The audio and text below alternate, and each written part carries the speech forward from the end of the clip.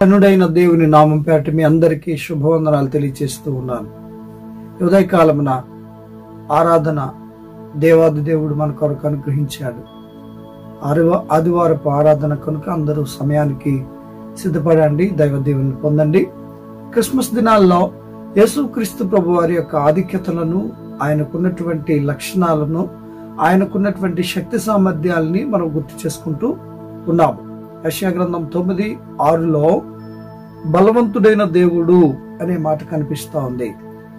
ఈ భూమి మీద బలహీనులను బలపరచుటకును, లేవలేని వారిని లేవనెత్తి నడుపుటకును, పడిపోవు వారిని పట్టుకొని ఉద్ధరించి నిలబెట్టుటకును శక్తివంతుడైనటువంటి దేవుణ్ణి కుమారుడిగా ఈ లోకానికి యేసయ్యను పంపించారు తండ్రి అయిన దేవుడు.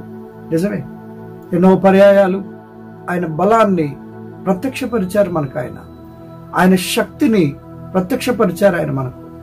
ఆయన ప్రభావాన్ని ప్రత్యక్షపరిచారు ఆయన భూమి మీదకి వచ్చి.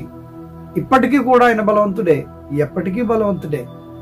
ఆయనను సాధించాలని, ఆయనను బలహీనపరచాలని ఎన్నోసార్లు అపవాది శోధించిన ఆయన బలహీనపడలేదు. సరికదా, తన బలాన్ని మనకు కూడా అనుగ్రహించాడు. అపవాదిని ఎదిరించుడి, వాడు మీ వద్ద నుండి పారిపోవును. నిజమే, బలవంతుడైన క్రీస్తును మనము కలిగి, బలము కలిగి దేవుని కొరకు బలముగా జీవిద్దాం. అట్టి దీవెన, శక్తి, బలము దేవుడు మనకు అనుగ్రహించును గాక. ఆమేన్.